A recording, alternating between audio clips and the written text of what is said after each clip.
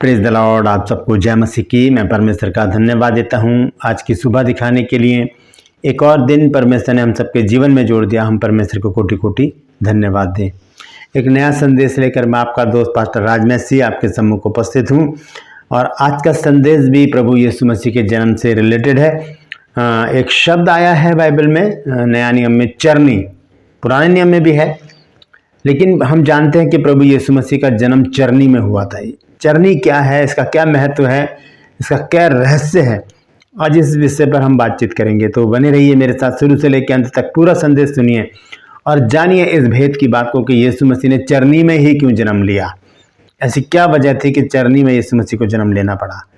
तो पूरा संदेश सुनकर इसे ग्रहण कीजिए और जानिए उस सच्चाई को जो आज बाइबल के द्वारा परमेश्वर हमें बताना चाहता है।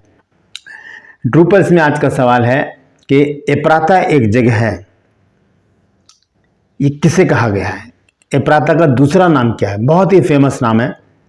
एप्राता का दूसरा नाम क्या है, आपको ये बताना। अगर जानते हैं तो कमेंट्स में लिख दीजिए, नहीं तो डिस्क्रिप्शन में आपको इस सवाल का जवाब मिल जाएगा। आइए एक छोटी सी प्रार्थना करेंगे, उसके बाद आज के वचन में चलते हैं। प्रभु जी, मैं धन्यवाद देता हूँ आज की सुबह दिखाने के लिए। एक और दिन तूने हमारे जीवन में जोड़ दिया। हम तेरे इस अनुग्रह के लिए, इस प्रेम के लिए, इस दया के लिए कोटि कोटि धन्यवाद देते हैं। परमपिता परमेश्वर, मैं विनती करता हूँ आज के वचन को शेयर करने मेरी मदद सहायता कर। मेरे होठों को, मेरे दिल दिमाग को छूकर ब्लेस कर। मेरी आत्मा और मेरा शरीर तेरे ही कब्जे में रहे, ताकि बोलने वाला मनुष्य नहीं मैं कि तेरा आत्मा हो। जो भी गूढ़ भेद की बातें आज के इस वचन में छिपी हैं वो हम पे प्रकट करना।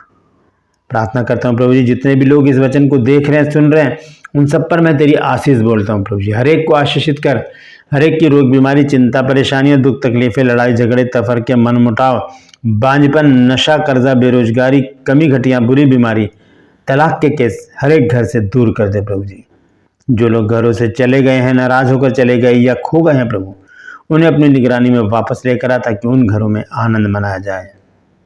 रुके हुए काम बने प्रभु जी।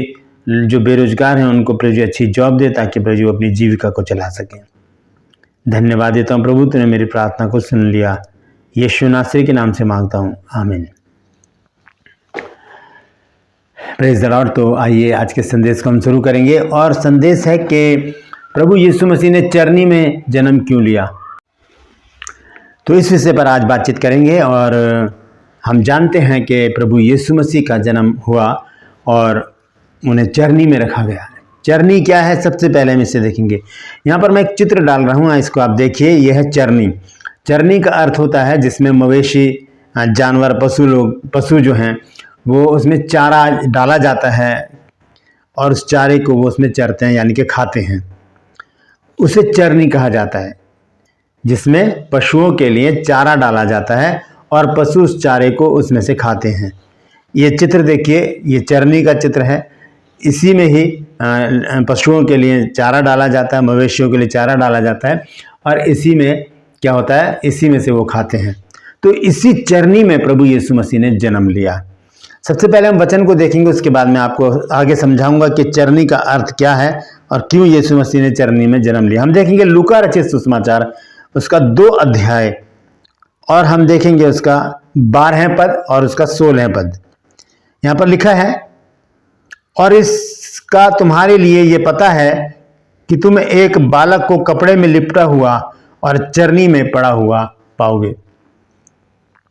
लिखा है कि इसका तुम्हारे लिए पता है कि तुम एक बालक को कपड़े में लिपटा हुआ और चरनी में पड़ा हुआ पाओगे। और 16 पद में लिखा है, और उन्होंने तुरंत जाकर मरियम और यूसुफ को और चरनी में उस बालक को पड़ा देखा।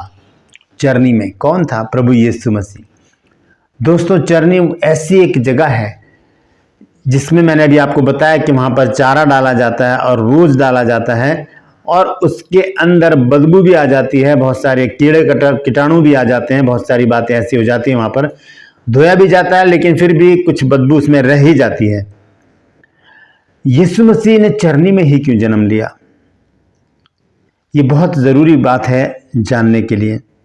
चरनी का जो रहस्य है वो ये है, हम देखते हैं कि चाहे वो भविष्यवाणियाँ हों, चाहे प्रभु यीशु मसीह के जन्म से पहले की बात हो, चाहे जन्म के बाद की बात हो, चाहे यीशु मसीह के बपतिस्मे की बात हो, चाहे यीशु मसीह की सेवकाई की बात हो, यीशु मसीह की मृत्यु की बात हो, उसके पुनरुत्थान की बात हो, उसके स्वर्गारोहण की बात हो, या उसके दूसरे आगमन की बात हो, हर एक बात में प्रभु यीशु मसीह ने मनुष्यों की भलाई के लिए हर एक काम किए हैं। प्रभु यीशु मसीह ने अपनी भलाई कभी नहीं चाही। वचन बताता है कि प्रभु यीशु मसीह ने हमारे लिए गालियां भी सुनी।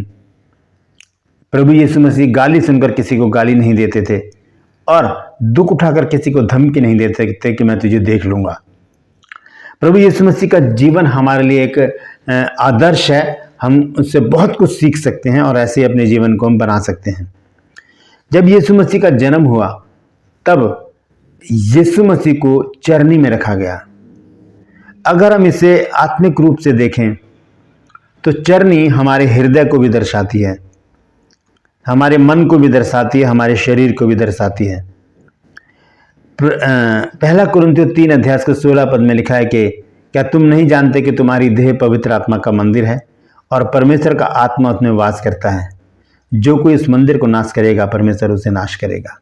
एक मंदिर है, लेकिन इस मंदिर में क्या क्या चीज़ें भरी हैं। मंदिर हमेशा पवित्र होता है दोस्तों, मंदिर हमेशा पवित्र होता है, चर्च हमेशा पवित्र होता है, भवन हमेशा पवित्र होता है जहाँ पर परमेश्वर की आराधना स्तुति की जाती है। और वहाँ पर अगर गंदगी आ जाए तो ये तो बहुत ही खतरनाक बात हो जाएगी। लेकिन फिर भी ये जो मंदिर है जिसमें परमेश्वर रहता है ये गंदगी से भरा हुआ है। इसमें बहुत सारी बातें ऐसी हैं जो परमेश्वर को पसंद ही नहीं है। व्यभिचार, गंदे काम, लुचपन, मूर्ति पूजा, टोना, बैर, झगड़ा, फूट, विधर्म, ढा मतवालापन, लीला क्रीड़ा और ऐसे बहुत सारे काम जो वचन में लिखे हैं वो इस मंदिर में पाए जाते हैं। इसी तरह से चरनी जैसे है, चरनी में गंदगी पाई जाती है, बदबू पाई जाती है। इसी तरह से हमारा हृदय है जिसमें प्रभु यीशु मसीह को जन्म लेने की ज़रूरत है, वहाँ पर भी गंदगी भरी हुई है। वहाँ पर गंदी गंदी सोच है, गंदे गंदे विचार हैं, गंदी गंदी बातें हैं, व्यभिचार है, गंदे काम है, लुचपन है, मूर्ति पूजा है, टोना है, बैर है, झगड़ा है, फूट है, विधर्म है, डहा, मतवालापन, लीला क्रीड़ा, ये सब बातें हमारे हृदय में पाई जाती हैं। और इसी हृदय में ज़रूरत है प्रभु यीशु मसीह को जन्म लेने की। दोस्तों, हम इस हृदय वाली जो चरनी है इसे हम साफ करें, इसे पवित्र करें, ताकि प्रभु यीशु मसीह का जन्म इस हृदय में, इस हृदय रूपी चरनी में हो सके। और प्रभु का जब जन्म हमारे हृदय में होगा, इस मंदिर में होगा, तब हम आत्मिक रीति से उन्नति करते चले जाएंगे। ये सारी बातें हमारे जीवन से दूर हो जाएंगी जिसमें हम लिप्त रहते हैं। प्रभु यीशु मसीह का जन्म मेरे और आपके हृदय में होना बहुत ज़रूरी है, क्योंकि ये हृदय जो है एक चरनी का रूप है।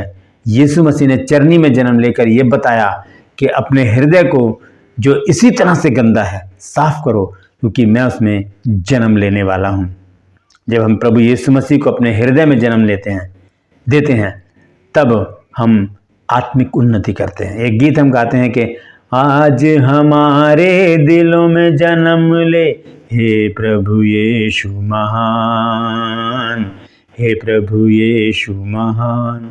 तो दोस्तों, बहुत ज़रूरी है कि अपने हृदय रूपी चरनी को हम साफ कर लें, पवित्र कर लें, ताकि प्रभु यीशु मसीह का जन्म इस चरनी में हो सके। भजन संहिता 119 अध्याय 11 पद में लिखा है कि मैंने तेरे वचन को अपने हृदय में रख छोड़ा है कि तेरे विरुद्ध पाप ना करूं।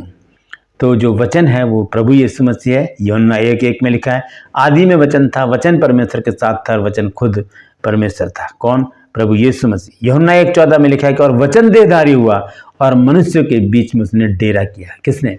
प्रभु यीशु मसीह ने। तो वो वचन जब हमारे हृदय में होगा, यानी कि प्रभु यीशु मसीह जब हमारे हृदय में होगा, तो हम पवित्र बने रहेंगे, हम पाक साफ बने रहेंगे, हम आत्मिक उन्नति करेंगे और प्रभु हमें आशीषित करेगा, हमें उन्नति देगा, तरक्की देगा, समृद्धि देगा और हमें और आगे बढ़ाएगा। दोस्तों, चरनी में प्रभु यीशु मसीह के जन्म लेने का कारण ही यही था कि वो बताना चाहते थे कि जिस तरह से चरनी गंदगी से भरी है, बदबू से भरी है, वैसे आप लोगों के हृदय गंदगी से भरे, इसे साफ करो, क्योंकि मुझे उसमें जन्म लेना ज़रूरी है। Praise the Lord. तो दोस्तों, अभी हमारे पास समय है कि हम अपने हृदय को बदल डालें, अपनी आत्मा को बदल डालें, इन्हें साफ पाक कर लें, ताकि प्रभु यीशु मसीह का जन्म हमारे हृदय में हो सके और हम प्रभु में बढ़ते चले जाएं। हम कह सके प्रभु से कि प्रभु मैं घटूं और तू मुझ में बढ़ता चला जाए। Praise the Lord. परमेश्वर इन वचनों के द्वारा हम सबको आशीष दे। यदि आज आपने कुछ नया सीखा है तो कमेंट्स में ज़रूर लिखिएगा और इस वचन को शेयर कीजिए ताकि और भी लोग इस बात को जान सके कि चरनी का महत्व क्या है। Praise the Lord. मेरे लिए प्रार्थना करते रहिए। बहुत ज़्यादा वीकनेस है तो मेरे लिए प्रार्थना कीजिए कि प्रभु मुझे सामर्थ्य भर दे ताकि इसी तरह से मैं परमेश्वर के वचन आपके सम्मुख को लेकर आते रहूँ। Praise the Lord. True pulse में आज का सवाल है कि एप्राता का दूसरा नाम क्या है। जानते हैं तो कमेंट्स में लिख दीजिए, नहीं तो डिस्क्रिप्शन में आपको इस सवाल का जवाब मिल जाएगा। आपसे गुजारिश करता हूं मेरे इन चैनल्स को सब्सक्राइब कीजिए, बेल आइकन को दबाइए ताकि नोटिफिकेशन आपके पास पहुंचे, नया वीडियो नई जानकारी बिना व्यवधान के आपके पास पहुंच जाए। मेरे वीडियोस को लाइक कीजिए और शेयर कीजिए और कमेंट्स बॉक्स में आकर मुझसे जरूर बातचीत कीजिए। Praise the Lord. आज के लिए बस इतना ही। फिर मिलूंगा एक नए संदेश के साथ, एक नया वीडियो लेकर। तब तक के लिए मुझे इजाज़त दीजिए, लेकिन अपना और अपनों का ख्याल रखिए और हृदय की चरनी को साफ कर लीजिए क्योंकि यीशु का जन्म यहाँ पर होने वाला है। Praise the Lord. परमेश्वर आप सबको आशीष दे।